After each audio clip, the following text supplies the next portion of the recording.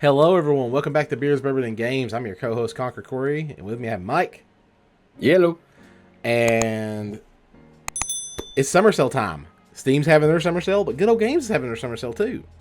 So, yeah, there's that. Those that don't know what Good Old Games is, it is a alternative PC platform, kind of like Steam. But the difference with them is their whole thing is they take a lot of older games and they do programming on the back end to make it work with modern hardware. And the biggest thing that is a big deal for a lot of people is, generally speaking, I think there's like maybe one or two exceptions, maybe, but I'm pretty sure it applies to most all, if not all. And forgive me if it's all. Just let us know down in comments. They don't put DRM on their games.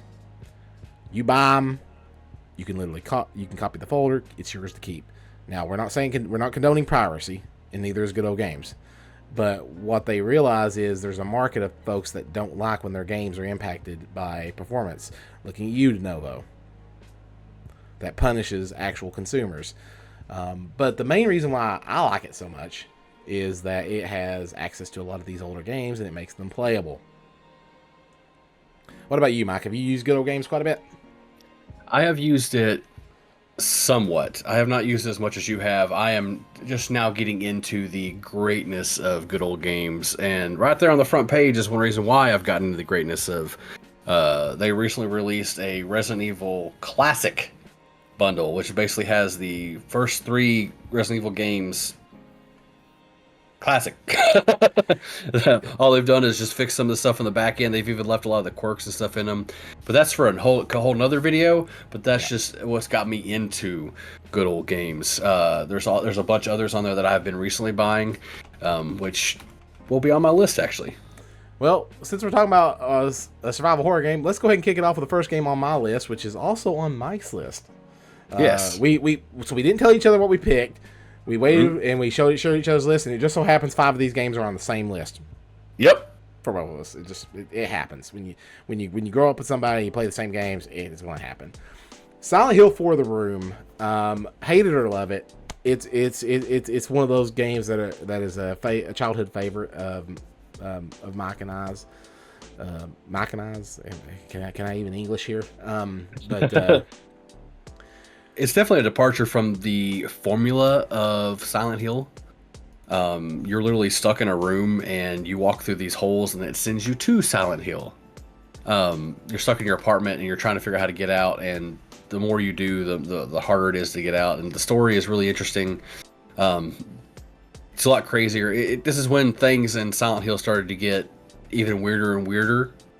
But overall, it's a fun game, and it's got some really good mysteries to it, and you're trying to figure out what's going on while you're stuck, while your door's locked up like that. People come up to the door, you look through the peephole, and you can't get them to hear you.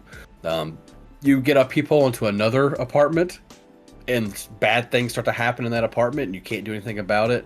And you can see through your windows and see people walking around and stuff. It's a really interesting take that's kind of out of the box of all the other Silent Hills. That's just kind of like, you're in Silent Hill, you're gonna die, do things. This is like, what's going on? I'm trapped in this room and then I'm getting transported to Silent Hill. How, why, where, when? Right. Moving on to the next one here. This should come to no surprise to anyone who knows me, because I sing about its praises all day long. Elder Scrolls 3 Morrowind. Now, this game,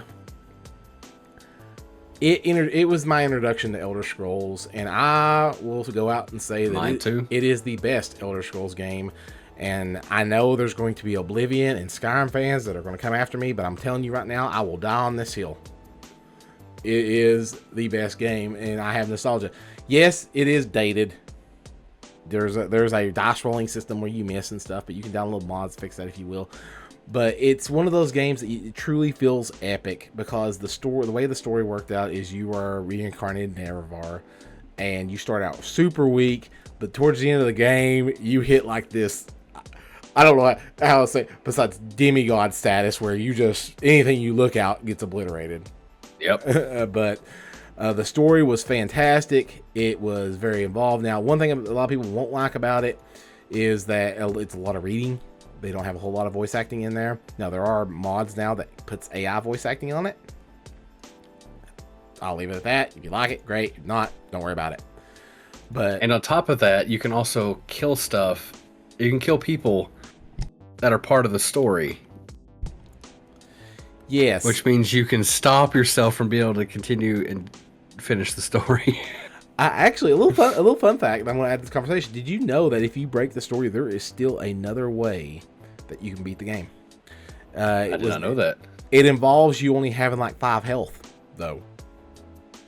Huh. But there is a way you can restore the Wraith Guard and the Sunder and the King and still kill Vimbic and some of the key characters. But it looks like, again, it makes it much harder. But going on what Mike said there, you could truly be a baddie in this game. You know how in Oblivion, when you try to be a bad guy, some people just pass out and they get up because they're important to the story. Yep. This one, you can go on a mass genocide in the entire planet, or the entire continent of Ardenfell, and it'll let you. And I love that. I hate it when games don't let me be bad.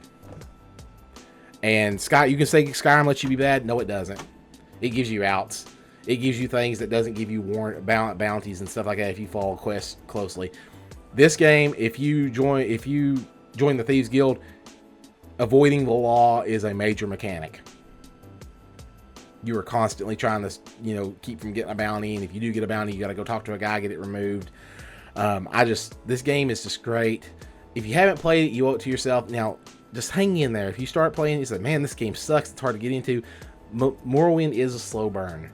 But once it picks up, and it does good. Like, give the story a chance. Give the mechanic. Give yourself a chance to level up. Because, remember, this is before Bethesda started doing the whole leveled instances. You know how in Oblivion and Skyrim, the enemies level with you. Morrowind's not like that. If you stray too far, you get in an area where there's strong enemies, you may need to come back. And another thing that may turn people off is there's no map markers. You have to read journal entries. You literally read a journal entry to tell where you're going, to see what quest you're on and what the progress of that quest is. Yep. And you have to pull out the map and say, okay, well, this dungeon is supposed to be southeast of this city.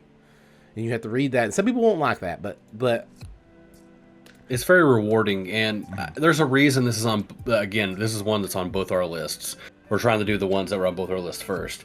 But there's a reason this is on both our lists. It's a great game. It's a lot of fun if you put the time and effort into it. There's no training wheels on it. I think there's some mods that give you quest markers now because it's been long enough, but it's worth the playthrough. This is another one that's on both of our list. I'm just going to top it because we cheated a little bit and we said Legacy of Kain series. Yeah. So very much to my surprise and mine also. Did they? They don't have the first one. Is the only one they don't have. Really? The first Soul. Why can't I? Soul Reaver. Oh wow, they don't. Oh yeah. But what they do have is Legacy of Kain 1, Legacy of Kain 2, Soul Reaver 2, and Legacy of Kain Defiance, which is the end of the story. So if you play all of them, you'll get it's got a very good story. It's got a very long running overarching storyline that kind of comes down to like redemption, and it's just so much fun, especially Blood Omen 2. Man, I put so many hours into that. Just being able to like drain people from far away, and the fact that this entire series, except for the first one, which hopefully they'll add later, the fact you get the whole entire series for what, $6? $5. I think is what it turns out to be. Even after tax, I think I paid $5 for all of these. It's such a great deal, and there's such good gameplay. There's some good puzzles in them. It's highly worth playing. Yeah. You do not have to play the first Legacy of Kain to know what's going on. It explains everything to you. You can start with Soul Reaver 2 if you want, or you can start with Blood Omen. The game does a very good job of telling you what's going on. The story overall is just a lot of fun. It's can't express enough for $5. Right. Go for it. And there's some references that you'll get if you play the previous ones. But that's the cool part is you don't have to. You can pick Blood Omen 2 because some people may not like the style of Blood Omen 1, the top down kind of Diablo like style. I didn't even know this was on PC until Good Old Games released it, and I was like, wait, this came out for PC, and because it came out on PlayStation, that's where most of us played it. I love the story of Cain because Legacy of Cain, it shows you when Cain was still a human and how he got killed and became a vampire. And Cain is Cain. He's a jerk. Yep. I am bummed out that they don't got Soul Reaver 1 though. But Raziel is one of my favorite characters in the Soul Reaver series. He is just a cool dude. He's so edgy. He's such an edge lord, and I love it. And you will like these games, and for the price you pay for them, definitely you owe it to yourself to give it a shot. Especially Blood Omen 2. Blood Omen 2 is probably the one that most people get into. It's probably the more modern, and maybe Defiance. I don't think I've played. Honestly, I don't think I've played Defiance, but I have played Soul Reaver. I've played Legacy of Cain. And I played Blood Omen 2. I really need to play Soul Reaver 2, but Legacy of Cain, it's a good time. You owe it to yourself to try that. Star Wars Republic Commando. Now, what this game is LucasArts' attempt to recreate Halo in their own little way. So the story of it is you're a part of an elite team of clone commandos. Each one has its own flavor. You got red, yellow, green, and you're orange for some reason. Not blue, the best color, but you have a HUD. It takes elements from Metroid Prime and Halo and combines them into one, and it works. It really works. Now this is during the golden age of Star Wars games. I'm going to say, that LucasArts figured out not everybody wants to play as a Jedi.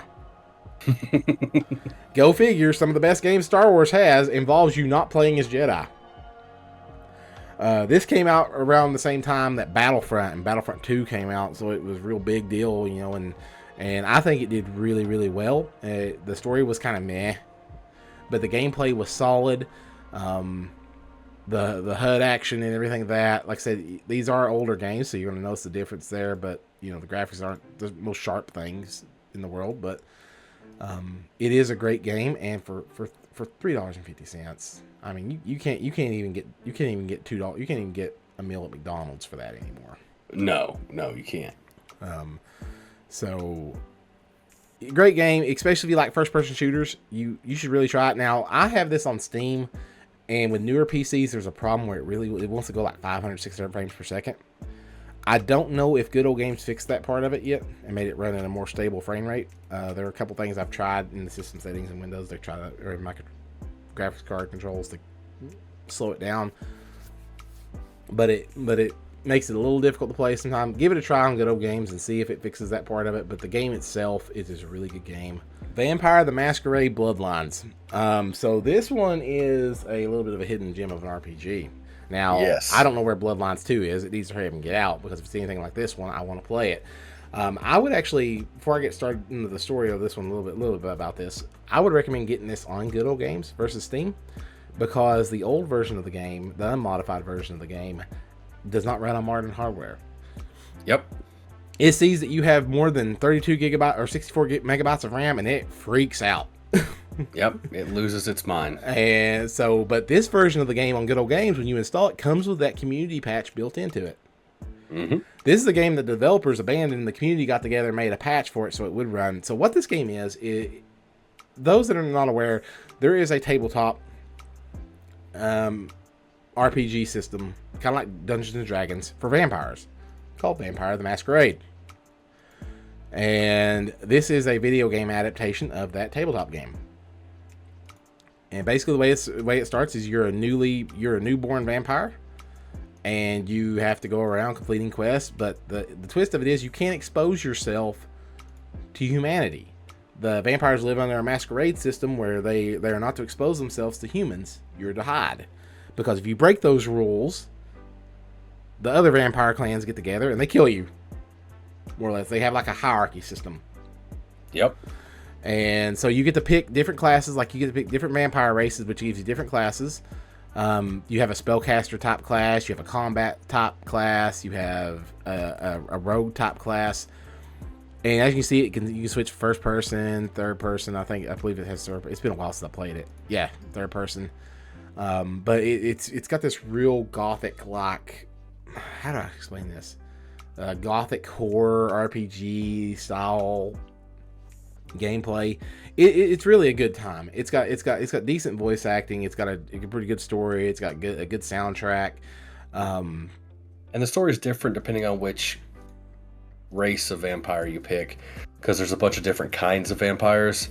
Like the Neferatu ones are like going insane, and they also can't go out into like where people can see them because they obviously look like crazy evil vampires. So it's playing this game. There's a lot of replayability to this game. That's one of the ones I was talking about. Yeah. So they got a lot of stats to make up for it, but you can't go out in public like the others. Yeah, good game. $10. You may think, well, that's a bit expensive, but it's really a good game. It's worth that price. I think I bought it for $15. Yeah, you'll get a lot. You get a lot of time out of it. Theme Hospital is a game from Electronic Arts. I know I said it, but remember, this one don't have DRM. It don't require internet or any kind of crap. This is basically a management sim where you create and manage your own hospital. That guy's doing a really poor job, by the way. So you have to manage your hospital, and you have to right down to the minute details. You have to create the rooms, buy the stuff for it. You have a budget that you have to adhere by. You have to hire doctors, hire janitors. You have workers that get frustrated if you don't put break rooms in there. They get mad, they quit. So you have to choose sometimes like, well, I really need this good doctor, but I don't have the budget to pay, so I'm going to hire this crappy doctor that's a little bit more lazy. It's just so goofy. Like, I mean, look at I was showing the people with the big heads. They come in and they need to have their heads deflated. So there's a room where a doctor walks in, pokes their head pops like a balloon, and they blow up a fresh normal head for them. That's hilarious. And it doesn't take itself serious at all, but that's part of the charm of it. So if you're into the whole management things like SimCity, you really owe it. It's $1.50. It's $1.50. This game is so expensive. Fun. It is so fun. And moving on to the next game. This one is one that I've really liked a whole lot. I'm gonna pick the Fate Edition because it comes with the new stuff. Kingdoms of Alamor. This is a game that was made by a dream team of folks for EA. That they took the quest writer or the story writer for Oblivion, and he teamed up with. I want to think McFarlane was somehow involved in this, like the toy creator. He the creator of Spawn, basically. He had input on the story. What happened though is the studio that made this, due to a long complicated things, and EA, of course, they went bankrupt, and the state of Rhode Island bought them and liquidated them. Look that up online if you want to find out about it. But what I'm getting at here is this is a really good RPG. It was overshadowed at its time because it came out during the likes of Dragon Age 2, I think. Dragon Age 2. It's a very simple RPG. It's not like Oblivion. It's third person focused, but it's your standard run of the mill RPG. But it's got decent gameplay. I mean, it's got a decent button mash. It's kind of don't think too much combat. The story's kind of meh. I mean, it doesn't go great, but it does okay. It's a generic fantasy RPG. But I like it because it's simple to get into. It's fun. It really is fun. Yeah, and what I like, it has a fate system, so you get to choose your class. So you can tier in the warrior, you can tier in the rogue, you can tier in the mage, or you can do a mix of all of them. And you can make this super hybrid class. You can make this magical warrior that instead of rolling, he warps everywhere in plate armor and attacks. Or you can make this mage that has the ability to equip daggers and poisons and can shoot at range with the staff, and then switch to daggers, get up close, and start chewing them up. This is actually the remastered version of this game. It got bought out by Nordic THQ. THQ Nordic owns it now, and they actually added new DLC to it. So the Fate Edition comes with that DLC, the Fatesworn DLC. Which is in addition to the story. So honestly, for that price, it is $13. That's 75% off. That's a pretty good price for this game. Like I said, it's not groundbreaking. Don't go in this expecting Skyrim levels of ooh and ahs, but it is a fun game in its own right, and you will enjoy it. So Corpse Party, I cheated and I did the whole series here. I almost put that on my list. It was one away from being on my list. You can take or leave Sachiko's hysteric birthday bash. That's kind of a spin-off side. Corpse Party is it's an RPG maker horror. It's an RPG horror. This is like the original, and then you got the remake, the 2021 remake, which I probably prefer this one, to be honest. Everyone knows I love visual novels. It's like reading animes to me, and it helps because I have a hard time just reading books by themselves. I like audio. I'm a very audio person. I take in visuals and things like that. You can barely read. Hey now. But the way that the story, basically what happens is there's a cursed elementary school and the kids get stuck in it, and this game is brutal, okay? Like, there's some pretty dark things happens in this game. These kids, it starts off all kind of cutesy. They're playing a game. They get sucked into this haunted elementary school. And next thing you know, people are getting decapitated. People's heads are exploding. Digits are getting cut off. People are hurt. People are running into very poor situations. It is a very dark game. So if things like that bother you, I would advise skipping it. But these are pretty good discounts on this, like 50, 30, 60, 50. It's all part of a trilogy. I think the way the order goes is you got Corpse Party, then it's Book of Shadows, then it's Blood Drive, and then it's Corpse Party 2. I believe is how it goes. Like I said, very, very dark and deep. Got, it's not your traditional survival horror, but it is a game that, if you don't do things right, if you make the wrong decisions, you can get a bad ending. Yeah. And you got to start all over and get the right ending. So, it is a great experience. I love these games. And if you're into visual novels and you're into those, your choices matter, and with horror elements, you owe it to yourself. This game plays differently. It's more like an RPG where you move around. Book of Shadows is more like a visual novel with choices that you make. Like you got a little selector, and then it goes back to the formula that it went to, where this is a PSP game that got released on PC, where you walk around. And this one is just, a lot harder to take on it, I think. So, but yeah, great game. Like I said, Mike almost put it on his list too, because we love survival horror so much. This one's really creepy. At the very least, if you don't want to play it, pull up a Let's Play on YouTube and watch. Yeah, I'd agree with that. It's good. It's something you could play in the background while you're playing World of Warcraft or doing something else. Saints Row 2. And you're going to be like, what? Corey's likes the GTA clone? I'm generally not a GTA fan, but Saints Row 2, I picked it up a long, long time ago, back when THQ went bankrupt. Right before they went bankrupt. It is a Grand Theft Auto clone, but it has a really good story in it. Where you're playing with a bunch of gang members who is trying to take over the city. And it starts off with you breaking out of prison. What I like about it is it's kind of quirky in that it has moments. This one's one of the last ones before it got real serious. Not serious, but got real goofy. This one was actually quite serious. It had some over the top moments that we all know Saints Row has, like Saints Row the 3rd and the 4th, got completely bonkers.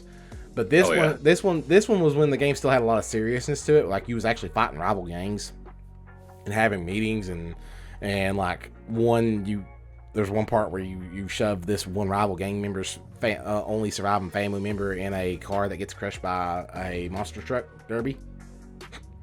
So you actually do gang related things, and so for $2.50, again, that's super cheap. It is a fun game. There are some things in it that seem dated, like having to grind and get some rep level to take on the next story quest. But I thoroughly enjoyed it, and I think you would. Dungeon Keeper 2, $2.03. I mean, why not make it? Why the 3 cents? It's important. So this one is a sim game where you are a master of a dungeon. You're a bad guy, and you build your own dungeon, and you repel good guys when they invade. This one's a lot of fun. It's one of those it's good to be bad things. Yep. Like true, like you can lock them in to torture, get them you can like get a succubus to torture them and things like that, and it's one of those management games, but it's really fun. You have to kind of manage your resources, have your stuff built, and then people invade, and you just torture them to death and kill them. I mean, there's not much more I can say about it. That's really what it boils down to, but that's why it's fun. There's also a Dungeon Keeper 1 that's on there also, but 2's better. Yeah, 2 was the one that I played, so I didn't want to say the series, so I don't know how 1 plays, but I played 2. So Nox, what's the how to describe Nox? You have to scroll down some. There it is. So if you're an anime fan, I know you know what an isekai is. This is an isekai. You are a guy who gets sucked into his TV and goes into this world. You have 3 different classes you can choose from. I think it's a conjurer, a wizard, and then a warrior. And the story is different depending on which one you get, so it has some replayability to it. It's kind of like one of those old Diablo style games. This is actually one of the ones my wife too was a lot of fun that she liked to play when she was younger. It's just a very kooky game. The bad guy is on top that you're trying to stop her from doing. I can't remember what the ritual is. I remember I have fond memories of playing it. So like if you want to see isekai before isekai was a thing, this is it. I'm totally not clicking next clicking buy right now. Yeah, totally. I need to pull this up on my app. I'm gonna wish list this. All right. Wow, that's pretty cool. I learned something today. Neverwinter Nights. I think this game kind of speaks for itself. Neverwinter Nights is a D&D style game, kind of like, I don't know, Baldur's Gate, but with a little more, kind of more MMO-like. This is the enhanced edition, so it has everything. It has all the DLC, all the stuff with it. There's so much gameplay in this. It's a very fun game. A lot of games stole from this game over the years. So it's another one for $2.99. The amount of time you're going to get out of playing this game, go for it. For sure. Especially if you're a Dungeons and Dragons fan, you will not be disappointed in this. Yep. It's based on 5th edition, right? Yeah, no, 3rd? You're thinking of the new Baldur's Gate, that's 5th edition. Ah, okay. I gotta click quickly here. We have some culture showing up in the search bar. All right, here we go. Oh my goodness, Gex. I had to put Gex on here. Gex is just a fun game. It's just a fun game. I remember playing it, and when I saw it on here, I was like, I can't believe they remade this. It's just a platformer. It is just a simple platformer. Get it, have fun with it, enjoy yourself. I think there's a guy that like farts, like attacks at you. It's just fun. It's just a good, simple, fun game. A simple platformer with weird stuff. It's $1.50. You can't go wrong with that. Right.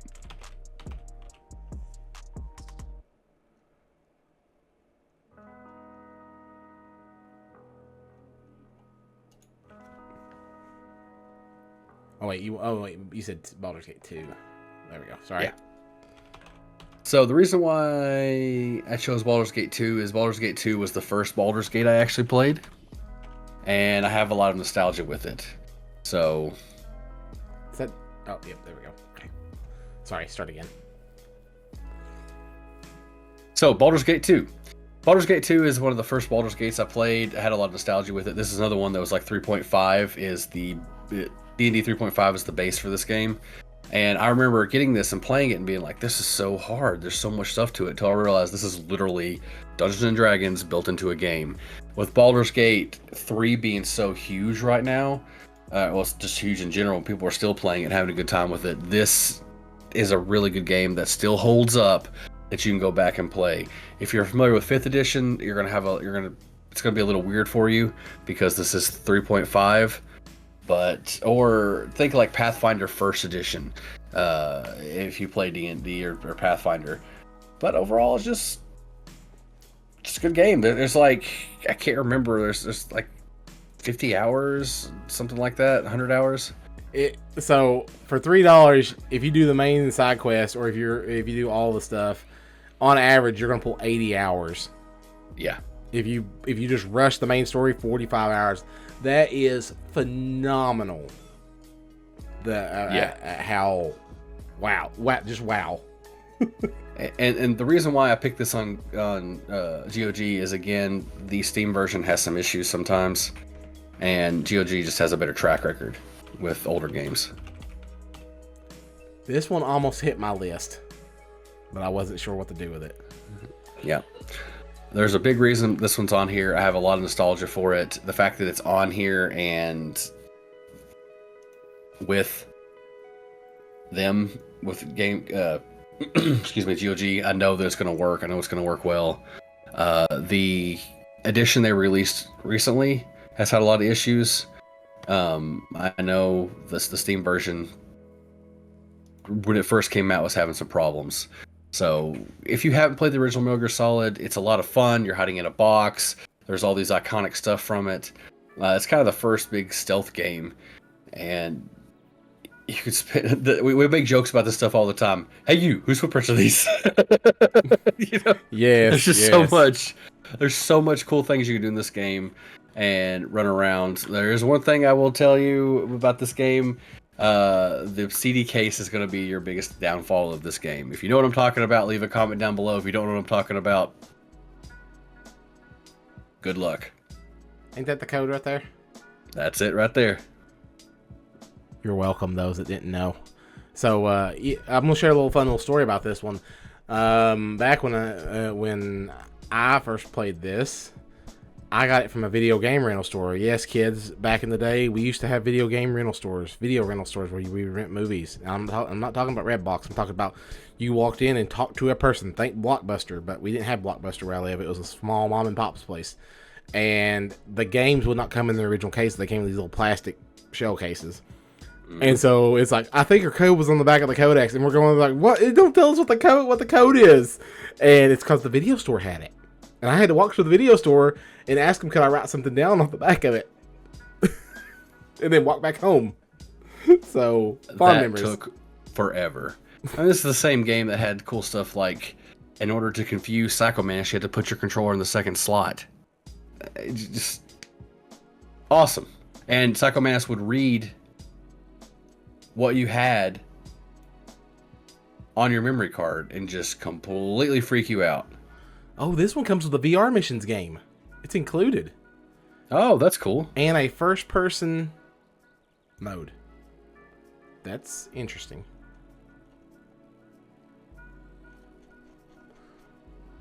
Okay, discount ain't that steep, but you know what? It's still, if you want a good experience of it, this will be a good way to because I don't think you can, well, you got that new version like you said, but it ain't that great, so. Right, it's having some issues. But, yeah, so I think that's our list.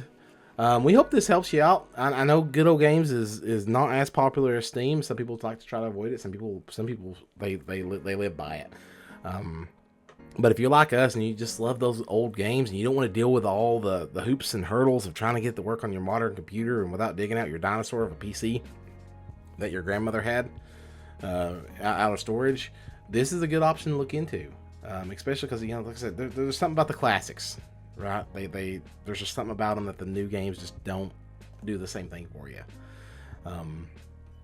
We hope this list helps you. Again, by any means, this is not a tier list saying there's probably better deals out there, and they're probably like, why didn't you mention this game? This is just games that we found right away. We're like, this is cool. Yes, you can enjoy this if you buy it. So hopefully it helps you out. Hopefully we introduce some new games that you didn't know existed, and you get to get them try. And we hope you enjoy them, and they give you as much joy as they gave us. But let us know down in the comments what you think. Is there another game on Good Old Games that you've stumbled across during this sale that's like that's an absolute must play? Let us know why. Why do you love it so much, and why is that game your pick? We love to hear from you guys and gals, and we love that feedback, and we'll certainly do our best to respond and engage in conversation with you. But as always, I'm your co-host, Conquer Corey. And I'm Mike. Until next time, Keep on gaming.